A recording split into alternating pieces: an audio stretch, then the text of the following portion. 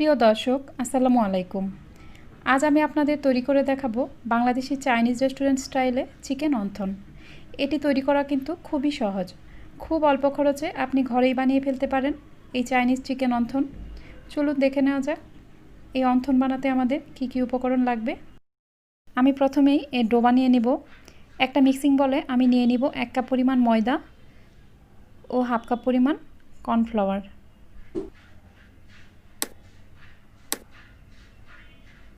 ভালোভাবে মিশিয়ে নেব। এরপর আমি এখানে নর্মাল টেম্পারেচারে থাকা একটা বড় সাইজের ডিম ভেঙে নিয়েছি। ডিমটা আমি খুব ভালোভাবে ফেটিয়ে নিব এবং ফেটানো ডিমের অর্ধেকের বেশি অংশটা আমি এখানে দিয়ে দিব। বাকি ডিমটুকু আমি পরে ব্যবহার করব। এরপর আমি এখানে দিয়ে দিব 1 টেবিল চামচ রান্নার রেগুলার তেল এবং স্বাদমতো লবণ অ্যাড করব। এবার খুব ভালোভাবে মিশিয়ে নেব।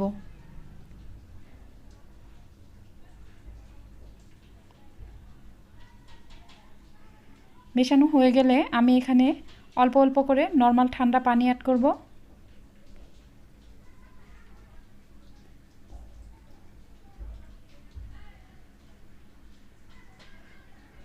ডোটা কিন্তু খুব বেশি শক্তও হবে না, আবার খুব বেশি নরমও হবে না। আমরা প্রতিদিন ঘরেই যে রুটি তৈরি করে থাকি সেই রুটির ডোয়ের মতোই হবে এই ডোটা। এরপর আমি একটা ভেজা পরিষ্কার কাপড় দিয়ে এটা ঢেকে রাখবো আধা ঘন্টার জন্য। এবার আমি অনথনের ভেতরের পুরটা রেডি করে নিব। এর জন্য আমি একটা বাটিতে নিয়ে নিব 1 কাপ পরিমাণ মুরগির মাংসের কিমা। আমি এটা ব্লেন্ডারে এইভাবে করে নিয়েছি, আপনারা শিলপাটায়ও বেটে নিতে পারেন। এখন আমি এখানে দিয়ে দিব 3 টেবিল চামচ পরিমাণ গ্রেট করে নেওয়া গাজর, দিয়ে দিব 3 টেবিল চামচ পেঁয়াজ কুচি। পেঁয়াজটা অবশ্যই এইভাবে কুচি করে কেটে নিতে হবে। এরপর আমি দিয়ে দিব 3টা কাঁচামরিচ কুচি। আমি কাঁচামরিচের বিচিগুলো ফেলে দিয়েছি। দিয়ে দিব হাফ চা চামচ গোলমরিচ গুঁড়া, 1 টেবিল চামচ সয়া সস, 1 টেবিল চামচ রান্নার রেগুলার তেল এবং লবণ স্বাদমতো। আমি এখানে সয়া সস ব্যবহার করেছি। সয়া সসে কিন্তু লবণ দেওয়া থাকে, তাই লবণটা একটু কম লাগবে। এখন আমি এখানে দিয়ে দিব হাফ চা চামচ আদা বাটা, হাফ চা চামচ রসুন বাটা। সব কিছু দেওয়ার পর আমি এগুলো খুব ভালোভাবে হাত দিয়ে মিশিয়ে নেব। এরপর আমি এটা 10 মিনিটের জন্য রেস্টে রাখবো। আধা ঘন্টা পর আমি রেস্টে রাখা ডোটা নিয়ে নিব। এখন আমি ডোটা একটা বোর্ডে নিয়ে নিব এবং রুটি বেলে নেব। রুটি বেলার জন্য আমি এখানে কর্নফ্লাওয়ার নিয়েছি। এই রুটিটা কিন্তু অবশ্যই কর্নফ্লাওয়ার দিয়ে বেলতে হবে, আটা অথবা ময়দা দিয়ে বেলা যাবে না। আপনারা এই রুটিটি বেলার জন্য অ্যারারুটও ব্যবহার করতে পারেন।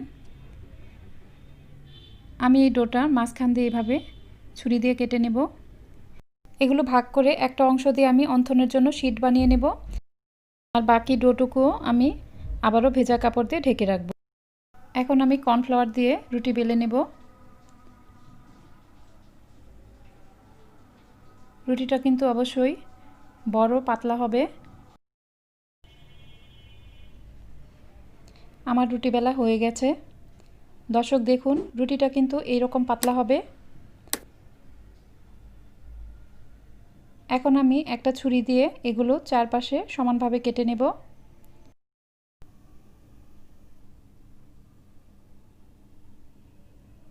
এর চারপাশের বাড়তি অংশগুলো দিয়ে আমি আবারও রুটি বেলে নিব। আপনারা কিন্তু এগুলো নিমকির মতো করে ছোট ছোট করে কেটেও ভেজে নিতে পারেন। এখন আমি এগুলো সমানভাবে কেটে নেব।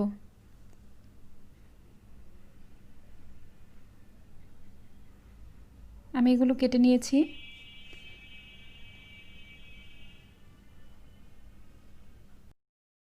এখন আমি এই শীটগুলোর চারপাশে সমান মাপে কাটবো। এর জন্য আমি একটা একটা করে শীট নিয়ে নিব এবং এইভাবে ভাঁজ করে নিব। এরপর এর বাড়তি অংশটুকু কেটে নিব। এভাবে চারপাশে সমান করে কেটে নেওয়ার ফলে কিন্তু অনথনের শেপটা একদম পারফেক্ট হয় এবং দেখতেও খুব সুন্দর লাগে। এখন আমি এই শীটগুলো দিয়ে অনথন বানিয়ে নিব।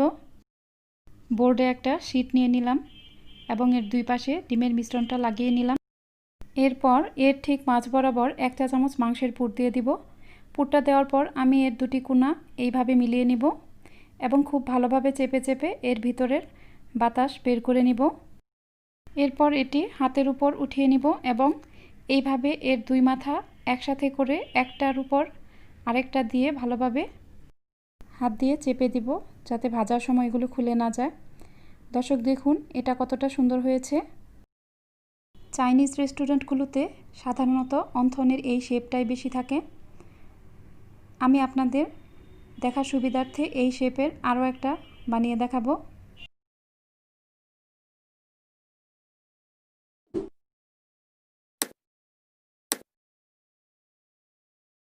এরপর আমি আপনাদের রাউন্ড শেপের একটা অন্থন বানিয়ে দেখাবো। আমি বোর্ডে কিছুটা ডো নিয়ে রুটি বেলে নিয়েছি। এই রুটিটা কিন্তু অবশ্যই খুব পাতলা হবে। এর একপাশে আমি পুরটা দিয়ে দিব এবং ডিমের সেই মিশ্রণটা লাগিয়ে নিব যেন এটা খুলে না যায়। আমি এর পাশের দিকটা এইভাবে চেপে চেপে মিলিয়ে নিব এবং আবারও দুই হাতের উপর উঠিয়ে মাঝখানে একটু চেপে দুটি মাথা একসাথে করে একটার উপর একটা উঠিয়ে এইভাবে চেপে দিব। দর্শক দেখুন এটা কত সুন্দরভাবে হয়ে গেছে। আমি এইভাবে সবগুলি অন্থন বানিয়ে নিব। আমি অর্ধেকটা ডো দিয়ে অন্থন বানিয়ে নিয়েছি। এখন আমি এগুলো আপনাদের ভেজে দেখিয়ে দেব।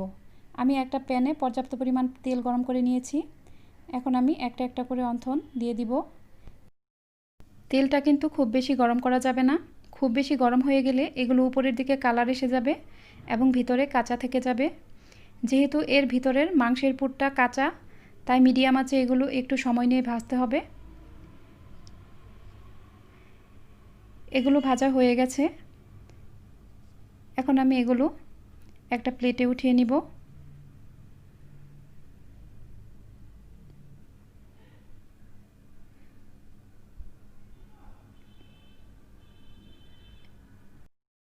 এবং বাকি অন্থনগুলিও আমি ভেজে নেব।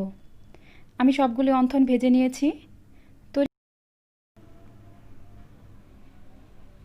তৈরি হয়ে গেল আমার চাইনিজ রেস্টুরেন্ট স্টাইলে মজাদার অন্থন।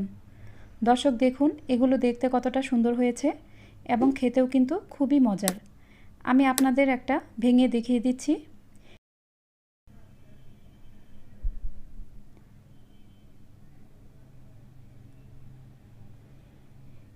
এর ভিতরের পুরটা কিন্তু সফট হয়েছে এবং উপরের অংশটুকু খুব ক্রিস্পি হয়েছে। এটি আপনারা বিকালের নাস্তায় সসের সাথে অথবা স্যুপের সাথে পরিবেশন করতে পারেন। দর্শক আমার রেসিপিগুলো ভালো লেগে থাকলে প্লিজ আমার চ্যানেলটি সাবস্ক্রাইব করবেন এবং অবশ্যই পাশে থাকা বেল আইকনটি প্রেস করবেন, তাহলে আমার নতুন নতুন সব ভিডিওগুলো সবার আগে পৌঁছে যাবে আপনার কাছে। আজ এ পর্যন্তই। সবাই ভালো থাকবেন। আল্লাহ হাফেজ।